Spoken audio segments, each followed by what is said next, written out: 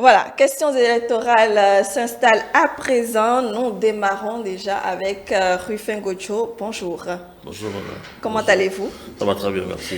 Merci d'être encore avec nous ce matin. Vous êtes expert électoral, vous êtes consultant formateur et également directeur exécutif de Caïcedra Institute. J'ai bien retenu cette. Exactement. Merci. Alors, Ukéyi, nous sommes toujours en votre compagnie pour démarrer donc cette page de questions électorales. Avant de parler de quelques thématiques ou quelques notions ayant rapport aux élections, c'est important quand même de faire un retour sur le recours du parti Nouvelle Force Nationale, donc qui a vu son recours à la Cour constitutionnelle rejeté. C'est bien dit que le code électoral n'a pas été violé en ce sens. Comment est-ce qu'on peut le comprendre? Qu'est-ce qui a poussé aussi le parti à faire un recours? Merci beaucoup. J'avoue, je n'ai pas vérifié dans le détail le contenu du recours du parti NFN, mais il est important de garder à l'esprit les choses suivantes. Oui. Une élection est encadrée par des tests, principalement le code électoral. Oui. Et donc, aussi bien les partis politiques que la Commission électorale nationale autonome ne peuvent agir que sur la base du code électoral. Et donc, si dans cette interaction, une partie estime qu'une disposition du code est violée, il est loisible de demander à la Cour de rectifier. Et c'est même bien comme action parce qu'en matière électorale, aussi longtemps que les parties prenantes ont recours aux institutions de la République pour régler leurs problèmes, c'est bien pour la démocratie parce que si vous voulez régler le problème, soit vous choisissez la voie des institutions ou une voie que je ne vais pas nommer. Donc, c'est bien, la Cour a tranché, le processus va avancer. Très bien. C'est le processus normal. C'est déjà bien qu'il y ait déjà une suite par rapport à ce recours qui permet au processus, à tout chacun de savoir là où il se situe. Mais me semble-t-il, le parti, les démocrates aussi, ils ont demandé à la Cour de revoir également l'acceptation de quitus fiscale. Donc forcément, la Sénat doit être un peu dans une forme d'apnée, d'attendre que la Cour tranche. Voilà, parce que la Sénat ne peut pas faire un spécimen de bulletin unique. Et si la Cour donne raison aux démocrates, on va aller encore en arrière, convoquer tout le monde, ça ne fera pas sérieux. Nous sommes d'attendre un peu pour que ce soit tranché à ce niveau, qu'on sache rigoureusement le nombre de partis politiques qui s'engagent dans la compétition pour les législatives. Alors, au cours de cette discussion, nous allons aborder donc quelques expressions: cycle électoral, période électorale, l'opération de vote et le scrutin. Et déjà, c'est vrai que dans les prochaines législatives vont nous permettre d'entamer peut-être un autre cours, un autre cycle, parce que les élections dans les prochaines années seront en quelque sorte réajustées. De quoi il s'agit exactement lorsqu'on parle de cycle électoral? Avant cela, il faudrait que j'ajuste un peu. Oui. La réforme qui est en cours a un objectif fondamental. Oui. C'est l'ajustement des mandats. Oui. C'est faire en sorte que le Bénin ne soit pas dans une forme de perturbation électorale tout le temps. Oui. Ce qui justifie que désormais au Bénin, à partir de 2026, nous ferons toutes les élections une même année et rendez-vous dans 5 ans. Oui. Même des cas qu'on ne souhaite pas du tout, des cas qu'on ne souhaite pas, la loi prévoit des ajustements pour qu'il n'y ait pas élection entre deux bornes, les 5 ans. Mais avant ça, il y a une période transitoire. La réforme, qu'est-ce qui s'est passé en fait? C'était simplement que le mandat du chef de l'État, le mandat des parlementaires, c'était pas la même durée. Oui. Donc il fallait faire des ajustements, ce qui fait que nous aurons un parlement de transition. Cet ajustement, je dirais, politique, est différent de la notion du cycle électoral.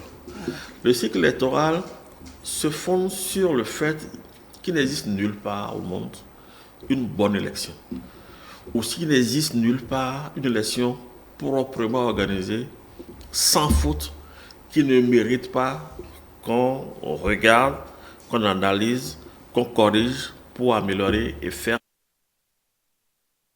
Ce qui fait que, en abordant la notion de cycle, on considère que c'est un phénomène qui ne s'arrête pas, qui continue au fur et à mesure. Au Bénin, dans notre pays, nous sommes à Cotonou, un peu dans la zone côtière. Il nous arrive parfois de faire face, en mois de juin, juillet, à des pluies, n'est-ce pas? Oui. On parle de pluie cyclique. Donc, la notion de cycle fait allusion à ce qui est répétitif. Donc, la logique qui sous-tend le cycle, c'est qu'entendu qu'une élection n'est jamais considérée comme une activité parfaite et qu'on doit l'analyser. Donc, après une élection, n'est-ce pas, on fait l'évaluation et l'audit pour enclencher encore un autre, pour montrer que c'est une logique de répétition. Voilà un peu. Alors, donc, pour définir le cycle, on peut dire que c'est la répétition de processus électoraux. Le processus a un début et une fin. Oui. Un processus a un début et une fin.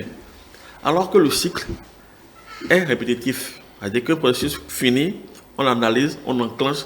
Ça permet en fait de parfaire les processus électoraux. Parce que, quel est le souci fondamental qui encadre, mais qui concerne une élection, surtout sous nos cieux?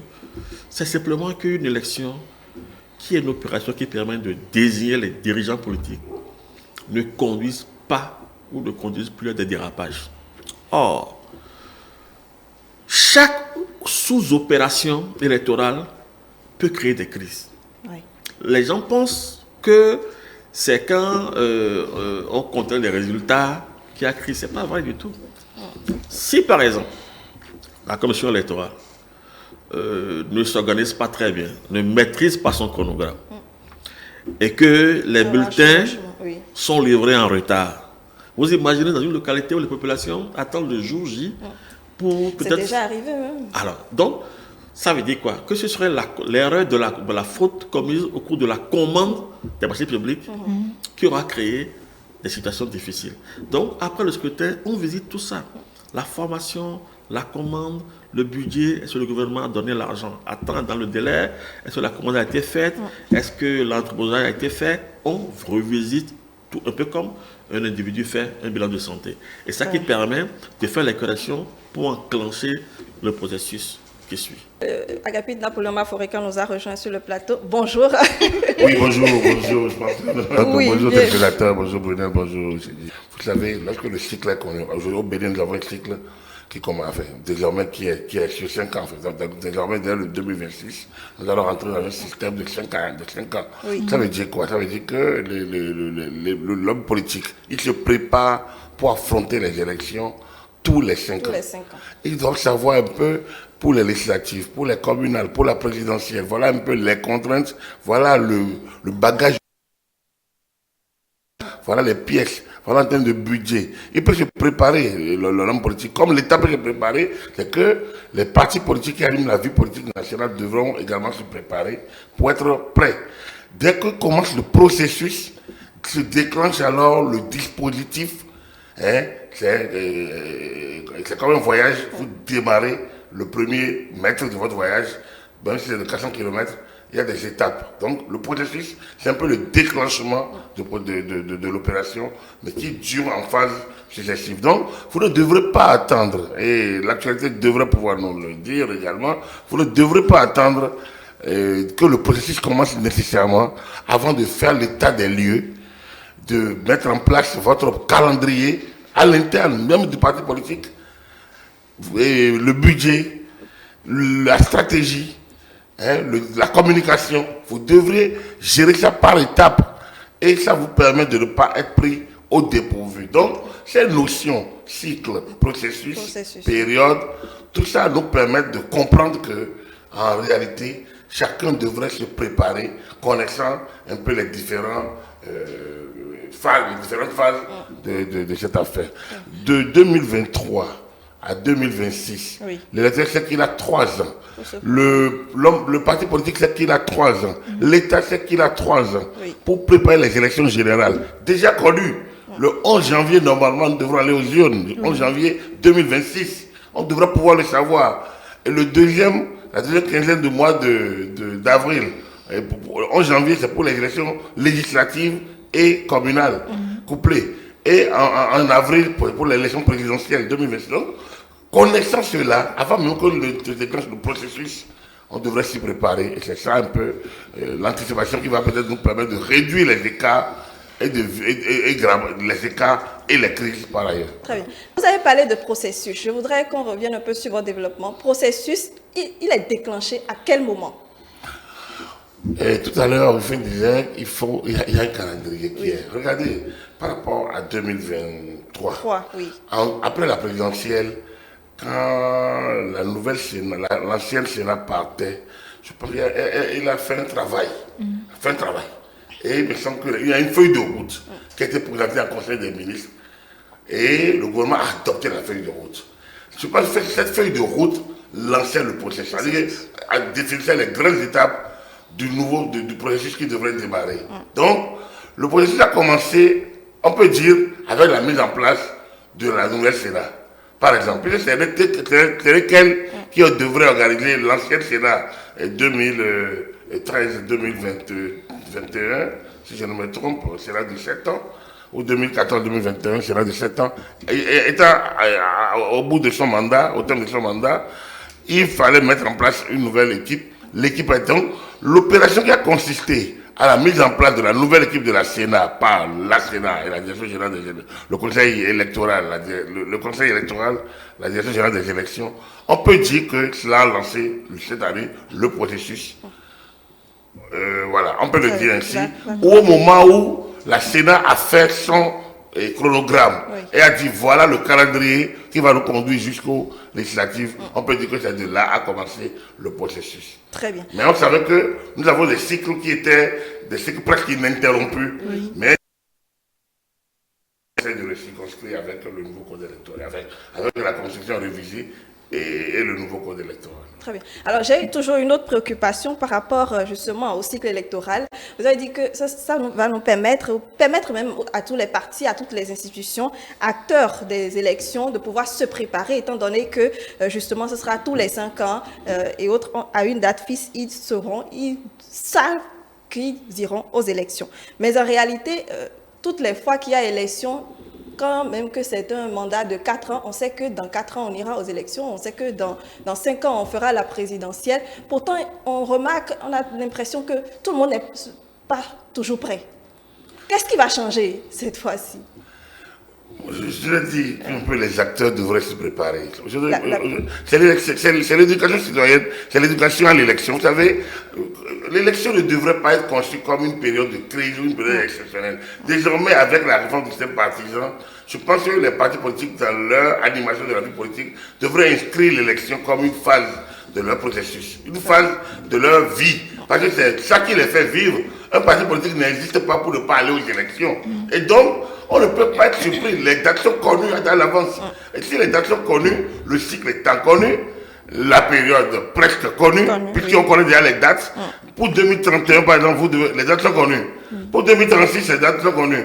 Pour 2041, les dates sont connues. Donc, les dates sont connues. Il n'y a plus de... Normalement, nous rentrons dans un processus, dans un cycle qui est maîtrisé en principe. Dès 2026, dès maintenant, puisque nous sommes dans les périodes exceptionnelles, même ce Parlement de 8e mandat, de 8e législature, son mandat a été raccourci un peu, de quelques semaines, pour pouvoir coller. Et la Constitution révisée, ou la loi, ou le Code électoral révisé de 2019 avait déjà prévu cela, déjà. Puisque les dates de 2026 étant connues, il y a eu une sorte d'alignement.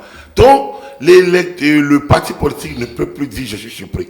Avant, parfois, nous votions les lois même à des dates où les délais impartis aux organes de gestion des élections pour gérer, pour agir, sont même déjà obsolètes, sont déjà passés.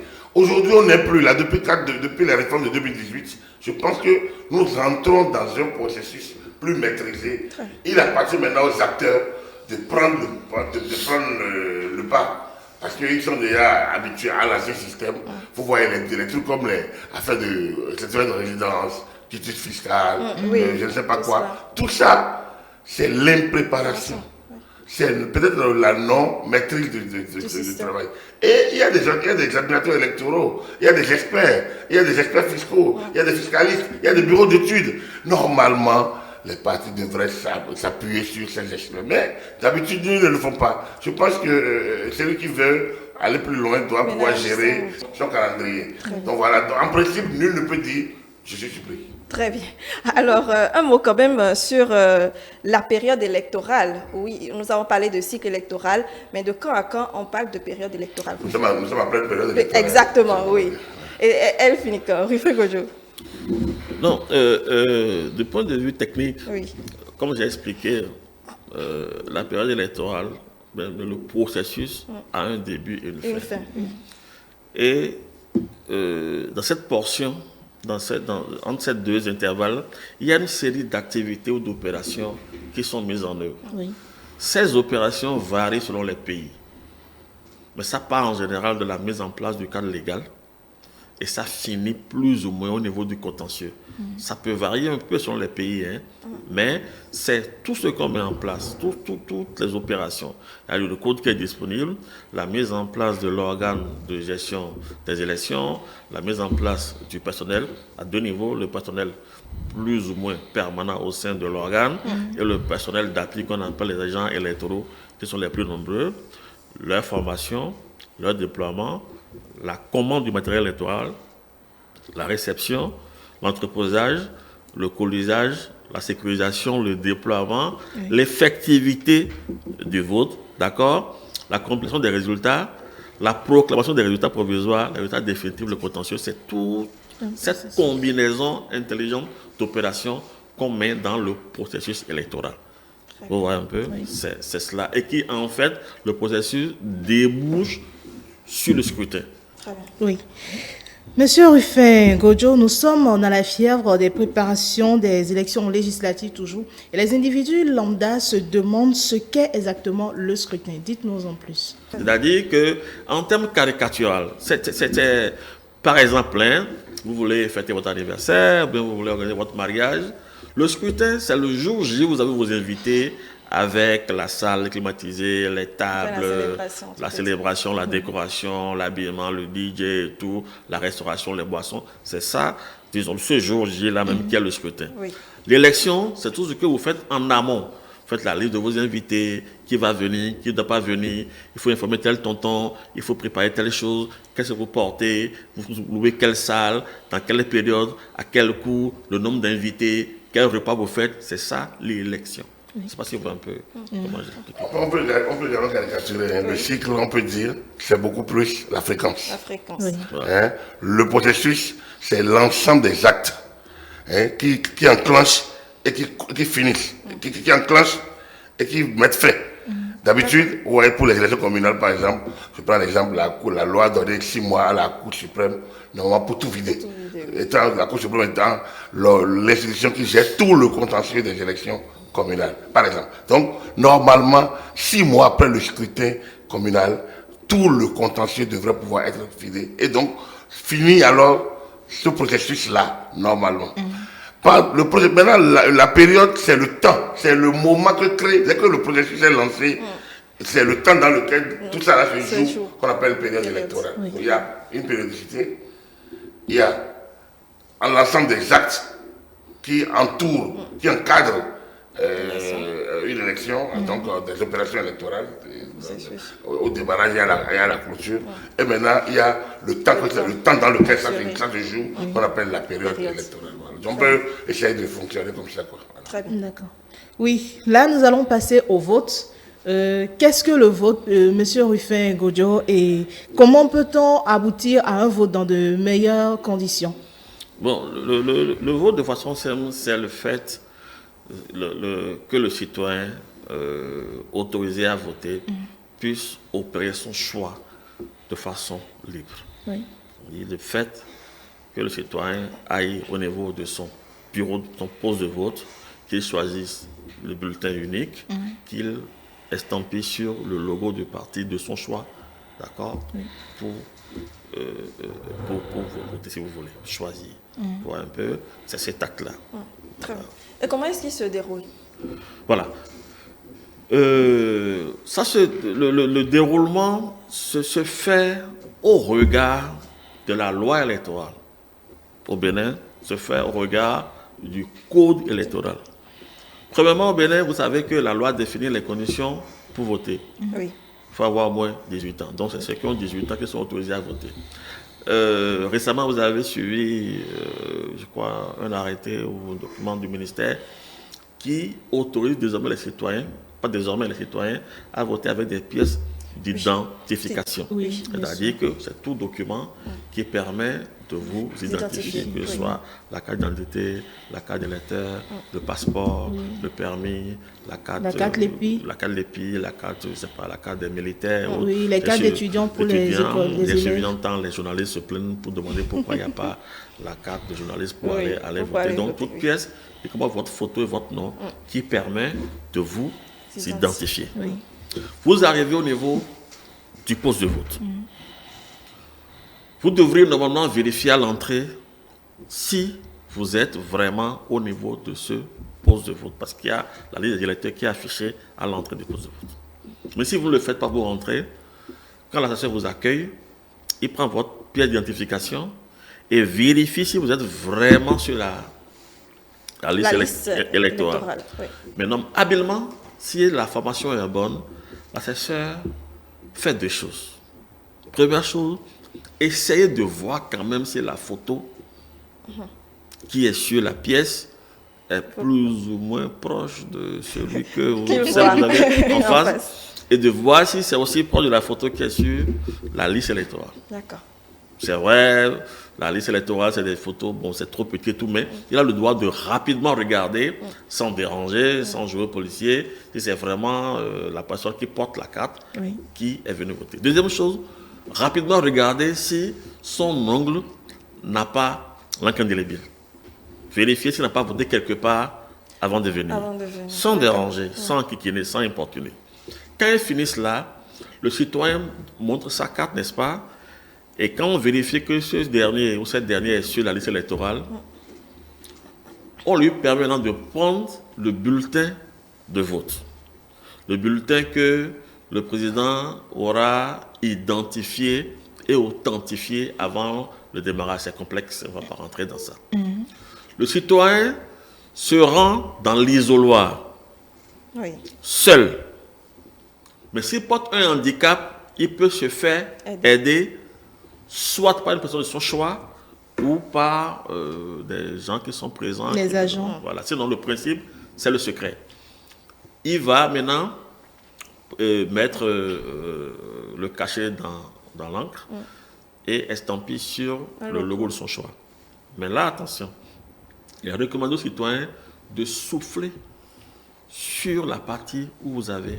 Pourquoi on fait ainsi? Quand ce n'est pas sec et que vous pliez, en pliant, vous pourriez tâcher une seconde partie, mais en tâchant, c'est que l'encre va sur le logo de l'autre partie. Ça peut conduire à un bulletin nul, ce qui n'est pas votre intention de base. Donc vous soufflez, ça n'est pas de souffler pendant 20 minutes, hein.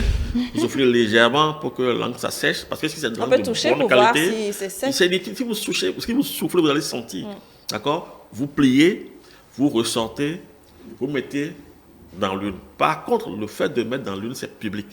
C'est le choix qui se fait dans l'isoloir. Mais vous pliez, vous sortez, vous mettez dans l'urne, vous revenez au niveau du bureau, vous donnez la preuve que vous avez vraiment voté en émargeant. Au Bénin, on ne signe pas. On met son doigt, on pose son empreinte digitale devant son nom et on sort. Mais c'est un peu encadré, cette affaire-là. Toujours pour éviter les dérapages, pour éviter la violence, pour éviter des manipulations, pour éviter de créer des situations, l'électeur ne peut pas rentrer dans le bureau avec, par exemple, une tenue qui va, par exemple, arborer le t-shirt d'un parti politique ou la casquette d'un parti politique. D'accord. OK? Ce jour-là, rien. Ce jour-là, et puis c'est comme par hasard que vous portez la couleur totale d'un parti politique. Il devrait être neutre. Neutre. Deuxième chose, vous ne devez pas avoir sur vous des armes. Même si vous êtes cultivateur, même si vous avez un coupe-coupe, vous devez aller au champ, vous déposez quelque part, vous rentrez dans le bureau sans des armes. Et idéalement, si vous êtes par exemple en état d'ébriété, la loi n'a pas prévu ça, situation qui peut créer des désordres, le président du bureau de vote est en droit de vous dire de faire attention. Dans la salle, dans le bureau, dans le poste de vote, la loi permet que les partis envoient leurs représentants, qu'on appelle les délégués des partis politique. La loi permet que les observateurs soient présents pour observer. Oui. La loi permet que le citoyen lambda, qui est discipliné, qui ne crée pas le désordre, puisse être là pour suivre. Vous finissez, vous émargez et vous rentrez chez vous tranquillement dans la paix. Intéressant, très bien, merci beaucoup. Alors, justement, le vote, c'est pour dans quelques mois déjà, pour les législatives. Agapit Napoléon Waforican, avant de clôturer, le taux de participation est un enjeu pour ce vote-là, ou bien pour tous les votes, parce que on en a beaucoup parlé sur les dernières élections et nous avons vu tous les messages également de l'ANIP qui nous envoyait à aller vérifier toutes nos informations pour que ce jour-là, ça nous soit facile. Écoutez, au Bénin, le taux de participation n'est pas un enjeu technique, c'est un enjeu peut-être politique. Et là, il est sur tous les cieux pratiquement. Et bien, vous voyez, c'est de combiner, la complexité de ce problème, c'est combiner la liberté d'aller voter ou pas et le maximum possible qui sortent pour pouvoir désigner ceux à qui on confie la destinée du pays. La question, elle est là. Ça encore nous ramène à l'éducation citoyenne. Vous voyez, jusqu'en 2019, on n'a jamais été regardant sur le taux de participation. L'incident sur le taux de participation qu'on peut noter date de 1968, date de 68, lorsque les militaires, les jeunes cadres de l'armée ont organisé l'élection présidentielle, sont allés amener Basile Adjoumouni, le docteur Adjoumouni, qui a gagné. Mais les militaires ont estimé que le taux de participation était tellement faible, à l'heure, selon eux, moins de 25%, et estiment que ce taux ne lui permettrait pas d'avoir la main pour gouverner. Mais le comble, c'est qu'il était allé prendre celui qui n'a pas concouru du tout, le docteur Émile Dalin Zissou. Donc, ça c'est pour l'anecdote. Pour la réalité, c'est que le système que nous avons depuis 1990, que ce soit la Constitution, que ce soit les différentes lois électorales, que ce soit le code électoral actuel, le taux de participation n'est pas un élément déterminant dans la sincérité, dans la qualification du vote, sa validation et peut-être sa sincérité. Donc la Cour constitutionnelle s'occupe simplement de la sincérité, c'est-à-dire est-ce que le scrutin reflète le vote de l'électeur? Est-ce que les résultats reflètent effectivement le vote de l'électeur? Vous avez dit tout à l'heure, quelles sont les conditions? Il y a la sécurité du vote également. L'électeur doit voter dans un environnement serein. Il a parlé il ne faut pas avoir des armes. Également la police on va s'assurer que la police est dans les alentours. Elle doit être suffisamment discrète. Les forces de sécurité, elles doivent être suffisamment discrètes, mais elles doivent quand même y être pour qu'en cas de grabuge, elles puissent intervenir. Tout ça entre en ligne de compte dans la qualification. Une fois qualifié, même si c'est 10%, et la loi ne l'a pas dit, mais en principe, son silence valide n'importe quel taux pour que l'élection soit valable. Le problème est que lorsque vous dites que c'est le peuple et au cours d'une élection, vous avez moins de 10% d'électeurs, ça empêche, ça pose quelques petites situations ici ou là, mais c'est un choix. On peut dire le citoyen lambda est libre d'aller voter, il a choisi de ne pas aller voter, il appartient au parti politique de faire l'éducation citoyenne pour que les populations sachent que le jour du vote, ils n'ont qu'à consacrer un temps. C'est là qu'ils s'expriment en peuple, lors des référendums et lors des élections. Donc, ce jour-là, le citoyen que vous êtes, que je suis, nous transformons en peuple pour aller donner mandat à ceux qui sont candidats. Mais si on refuse d'y aller, d'autres vont le faire à notre place. Un petit mot également, c'est le système que nous avons par rapport à la liste électorale. Avant, à qui est électeur, nous avons, tel que la LEI est constituée, ou la LEI est constituée, elle peut ouvrir assez de voix à un certain taux une certaine marge au niveau du taux de participation, parce qu'on valide des âges de maturité. Donc l'électeur ne va pas s'inscrire pour l'élection comme on le faisait avant. Mais il y a un travail qui se fait au niveau de l'ANIP, un travail de gestion de l'état civil, donc des années de validation de l'âge électoral et donc peut-être d'appurement selon les décès et un certain nombre de taux de pondération. Donc tout ça nous donne une liste. Actuellement, on a 6 millions, je ne sais pas combien. Oui, mais 6 millions, on ne peut pas dire que c'est réel. On ne peut pas dire que c'est réel. Donc nous tournons autour de ça. Mais le jour des élections, il n'est pas évident que vous voyez 6 millions. Oui, on va rester en deçà des 6 millions. Très bien. Oui, Rufin Godjo, vous voulez Donc, 3 petites choses sur le taux de participation. La première chose, il y a des pays qui imposent le vote à leurs citoyens. C'est-à-dire qu'il y a des pays dans lesquels vous êtes obligés d'aller voter. Il y a des pays même où vous payez des amendes si vous ne votez pas, que vous ne justifiez pas que dans cette période vous êtes en voyage, que vous êtes souffrant et autres. Le Bénin a fait l'option de la liberté. C'est-à-dire le citoyen est libre d'aller voter ou de ne pas voter. Première chose. Deuxième chose, le taux de participation, il n'y a pas un test qui dit que c'est à partir de tel taux qu'une élection est validée. Donc, on pourrait dire au Bénin que quel que soit le taux de participation, une élection est validée. Oui. On doit, les parties prenantes au processus électoral, le gouvernement, le Parlement, la Commission électorale, la société civile, les syndicats, doivent se demander pourquoi les citoyens ne vont pas aller voter. Qu'est-ce qui justifie que le taux d'abstention augmente? Là, c'est des questions qui doivent préoccuper tout le monde. On dit, est-ce que c'est la violence, et les violences qu'on a connues malheureusement au Bénin? Est-ce que c'est la réforme qui pose des problèmes? Est-ce que ce sont les partis politiques qui n'aiment même pas bien? Est-ce qu'il faudrait peut-être creuser? Vous savez quand même, après 90, l'élection était une période de ferveur extraordinaire au Bénin. Est-ce que parce que nous avons tellement voté au Bénin, c'est devenu une chose ordinaire? Quand je suis à côté, ça va. Alors, ailleurs, qu'est-ce qu'on fait? On permet, il y a aussi des citoyens qui sont fâchés, qui estiment que la gouvernance ne leur plaît pas, ce qui se passe, les politiciens ne leur plaisent pas. Vous avez vu en France quelqu'un une histoire, qui a fait la boucle là, un citoyen qui est allé dans l'isoloir pour aller déposer ce qu'on n'a pas déposé et est sorti. Il a déposé on ne dit pas le mot sur la télévision, mais voilà. Voilà un peu. Donc, dans d'autres pays, en même temps qu'on ne force pas le citoyen par la loi pour aller voter, on prévoit le bulletin blanc. À côté de tous les bulletins de tous les candidats, on prévoit un bulletin blanc dont le citoyen qui est fâché, il va là-bas et il vote blanc. C'est différent du bulletin nul. Il vote blanc. Ça permet aussi à l'État de mesurer le taux de mécontentement. Vous voyez un peu? Et qui lui permet après. Parce que s'il y a un bulletin, qu'est-ce qui fait que les gens s'abstiennent?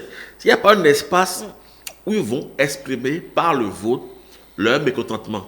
S'ils viennent, ils disent qu'ils sont tous des voleurs, ils sont incompétents, ils estampillent plusieurs bulletins, chez nous au Bénin, c'est nul. Ce n'est pas un bulletin blanc. Donc le bulletin blanc, c'est un espace, je dirais, dédié aux citoyens qui n'est pas content, à qui on offre un espace pour exprimer. Maintenant, après, on fait le point du taux de nombre de bulletins blancs. Et donc, on part chercher maintenant qu'est-ce qui explique pour améliorer la gouvernance publique. Très bien. Très bien. Alors, nous parlons de vote. Parfois, on parle également de scrutin, une expression qui revient. Quelle différence on fait entre ces deux expressions-là? Le scrutin commence par l'ouverture du bureau de vote et termine à la clôture du bureau de vote. Maintenant, puisqu'avant d'ouvrir, il y a un bras-le-bas, les agents électoraux bougent avec, vous allez voir dans certaines zones déjà à 5h, 4h du matin, vous voyez les agents électoraux sur leur moto, avec les isoloirs, les urnes et tout. Bon, et qu'après aussi, on met un peu d'ordre dans la salle et tout. Donc, c'est le cœur voilà.